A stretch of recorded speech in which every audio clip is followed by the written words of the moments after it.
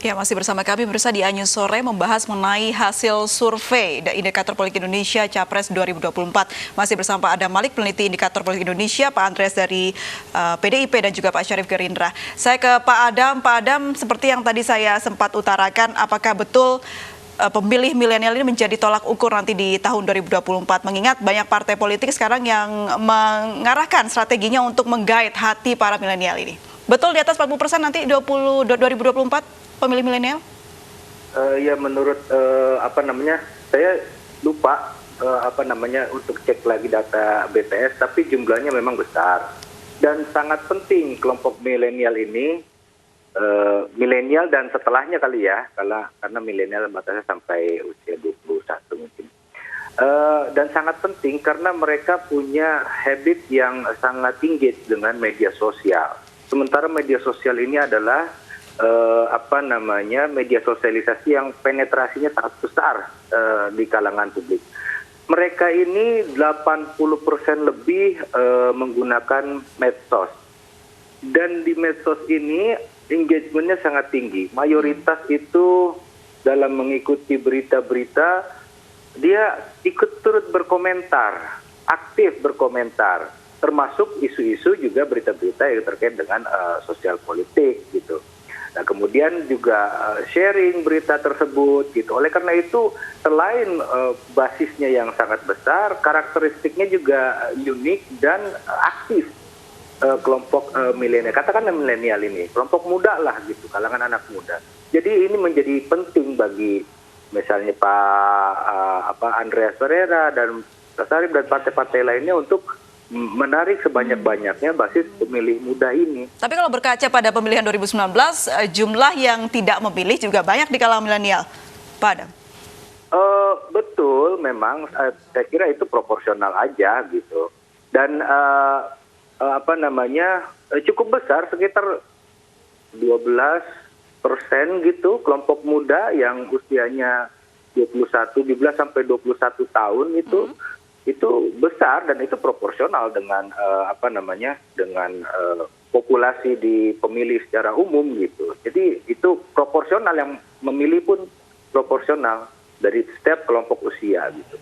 Baik, saya kembali ke Pak Syarif. Pak Syarif, seberapa besar sih kemudian pengaruh mungkin hasil survei seperti ini dalam Gerindra nantinya akan memutuskan siapa sosok yang akan dicalonkan? Karena seperti yang kita bahas tadi, nama Pak Prabowo justru berada di peringkat 5 dan nama Pak Anies justru ada di peringkat pertama. Pak Syarif? Ya, sepertinya ada gangguan komunikasi dengan Pak Syarif. Kami akan mencoba memperbaiki. Saya kembali ke Pak Andreas. Pak Andreas, kalau tadi kita sudah dengar bahwa pemilih muda menjadi salah satu yang memegang peranan cukup penting dalam Pilpres 2024 nanti. Apakah sosok Pak Ganjar ini bisa dikatakan salah satu yang cukup populer di kalangan anak muda? Saya kira apa yang dikatakan Mas Kamil tadi itu betul, bahwa kita perlu memperhatikan pemilih muda ini gitu. Karena mereka relatif aktif di dalam media, terutama media sosial, dan mereka adalah pemilih-pemilih yang boleh dikatakan pemilih-pemilih awal, pemilih-pemilih pemula yang masih mencari referensi. Kita bandingkan kalau misalnya orang dengan usia 40 tahun ke atas, itu relatif sudah punya pilihan-pilihan, mereka referensinya juga lebih banyak gitu. Sementara anak-anak muda ini tentu masih di dalam proses mencari, sehingga ini harus menjadi perhatian. Nah, soal apakah Pak Ganjar atau siapa yang akan diusung ke depan, nah itu kita lihat perkembangan atau dinamika politik yang akan berkembang ke depan gitu. Tapi kita lihat di sini bahwa tingkat kesukaan anak-anak muda juga pada pemilih-pemilih pemula ini, pemilih-pemilih muda ini kepada calon-calon presiden atau bakal calon presiden yang juga orang-orang muda gitu. Kalau kita lihat dari nama-nama di sini kan ya praktis semuanya anak-anak muda, kecuali yang ada di sini di Pak Prabowo. Ya, karena setelah Pak Prabowo ada Pak Agus Harimurti, Pak AHY, Pak Erick Thohir, juga ada Mbak Puan di situ. Jadi usia mempengaruhi yang menurut Anda, Pak Andreas? Kenapa? Usia mempengaruhi ya bagaimana milenial ini memilih? Ya, karena ini adalah pemilih terhadap anak muda, mereka Oke. mungkin punya Baik, ada strategi khusus preferensi. mungkin dari PD Perjuangan untuk bisa menggait milenial yang tadi disebutkan ada 12% yang belum menentukan pilihannya di 2019?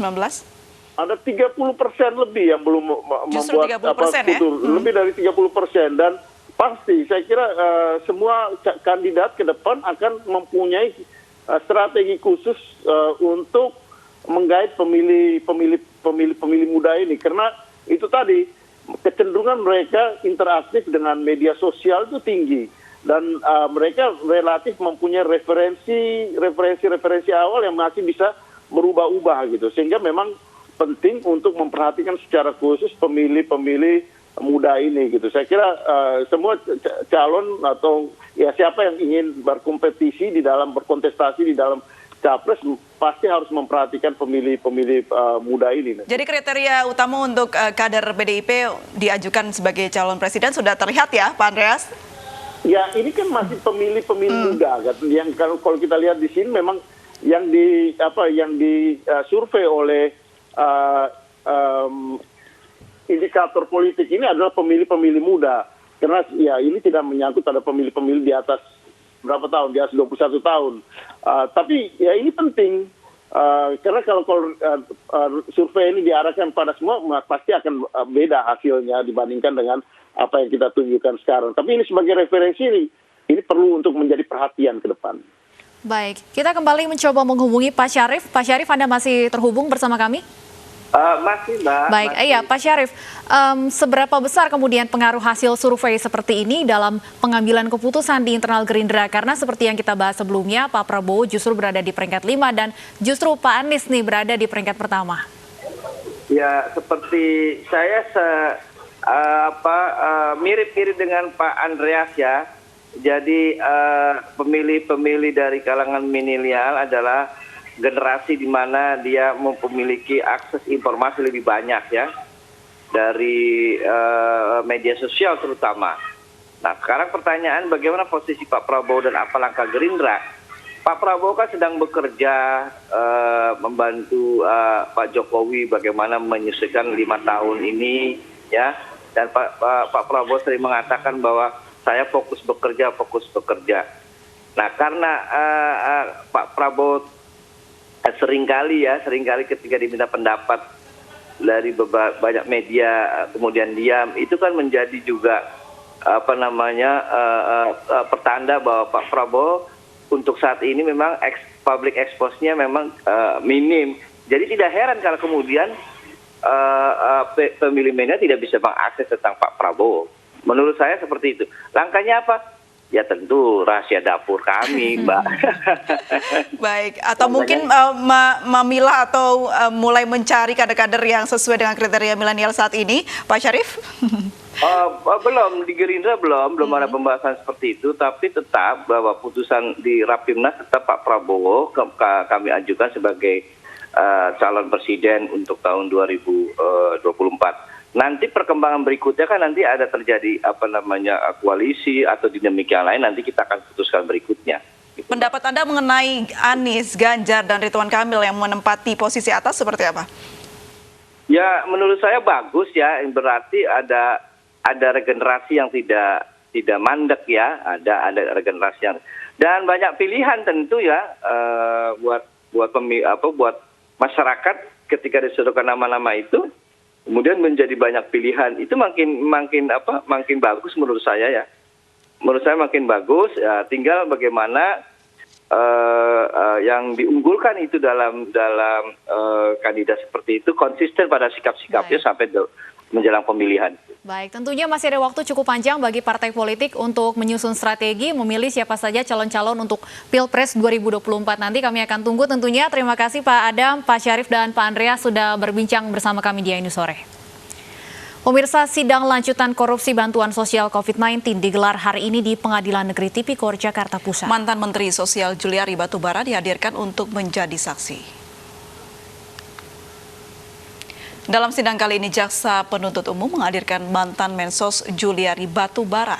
Keterangan Juliari dibutuhkan sebagai saksi dua terdakwa dari pihak penyuap, Harifan Sidabuke dan Ardian Iskandar Madananca. Selain Juliari, jaksa juga memanggil mantan ajudan Mensos Eko Budi Santoso dan pejabat pembuat komitmen Direktorat Perlindungan Sosial Korban Bencana Kemensos Victorius Saud Hamonangan Siahaan. Dalam sidang ini, Direktur Utama PT Tiga Pilar Argo Utama Ardian Iskandar dan konsultan hukum Harifan Sidabuke didakwa menyuap Juliar dengan total 302 miliar untuk memuluskan penunjukan perusahaan penyedia bansos di Jabodetabek tahun 2020. Sementara itu, Jaksa Penuntut Umum meminta Majelis Hakim Pengadilan Tindak Pidana Korupsi menolak pledoi atau nota pembelaan Joko Chandra. Menurut Jaksa, pledoi Joko Chandra tidak berdasar.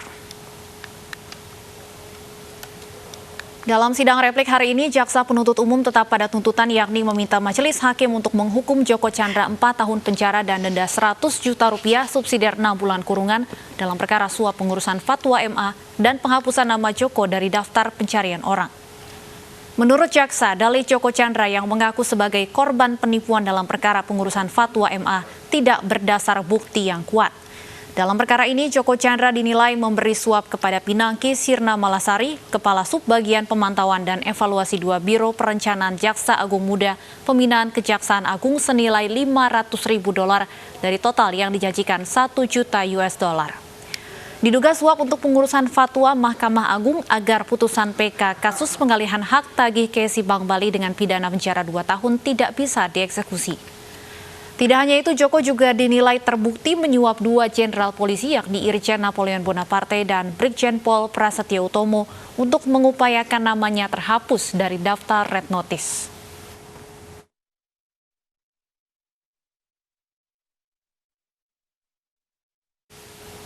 Sebelumnya, Joko Chandra dituntut 4 tahun penjara terkait suap pengurusan fatwa Mahkamah Agung dan penghapusan nama dirinya dari DPO Imigrasi dan Red Notice. Terdakwa Joko Chandra mengaku ditipu dan dikorbankan oleh Jaksa Pinangki. Dengan pidana penjara selama 4 tahun dengan perintah agar terdakwa ditahan di hutan, di rumah tahanan dan denda sejumlah 100 juta rupiah subsidiar 6 bulan kurungan. Jaksa Penuntut Umum menuntut terdakwa Joko Chandra 4 tahun penjara dan denda senilai 100 juta rupiah untuk 2 kasus suap atas pengurusan fatwa Mahkamah Agung dan penghapusan nama Joko Chandra dari DPO Imigrasi dan Red Notice. Tuntutan itu diajukan JPU berdasarkan fakta hukum yang terungkap di persidangan melalui keterangan saksi ahli dan barang bukti. Selain itu, permohonan justice kolaborator terdakwa Joko Chandra juga ditolak oleh JPU. Sementara itu, Joko Chandra menilai dirinya sebagai korban dan seharusnya dituntut bebas. Saya ini ditipu, ya kan? Mereka datang jualan ke Malaysia kepada saya. Yang proaktif itu mereka untuk melakukan serangkaian konsep. Ya. Jadi Bapak merasa sebagai korban gitu ya Pak ya? Ya memang saya dikorbankan. Dari pembuktian itu, saya mengatakan kepada JPU, oh ini kan saya yang jadi korban dari penipuan itu. Itu aja. Untuk itu, mestinya harus mereka berani menuntut bebas saya. Joko Chandra dan tim kuasa hukum mengajukan pembelaan. Dari Jakarta, tim liputan iNews melaporkan.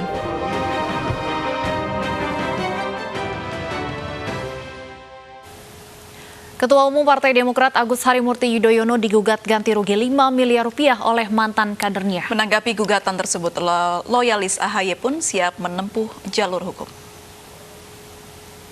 Sidang perdana dengan agenda pembacaan gugatan Partai Politik Demokrat dipimpin langsung Hakim Ketua Bambang Nur Cahyono di Pengadilan Negeri Jakarta Pusat. Julius Dagilaha, mantan Ketua DPC Partai Demokrat Halmahera Utara, menggugat Ketua Umum Agus Harimurti Yudhoyono lantaran tidak terima dengan pemecatan dirinya karena menghadiri Kongres luar biasa di Deli Serdang, Sumatera Utara. Tidak dipanggil, tidak pernah diperiksa, dimintai keterangan. Tentu tidak sesuai mekanisme hukum. Sehingga yang bersangkutan merasa hak-haknya dirugikan baik sebagai warga negara maupun sebagai kader Partai Demokrat.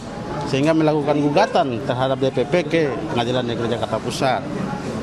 Tentu gugatannya terkait perbuatan melawan hukum.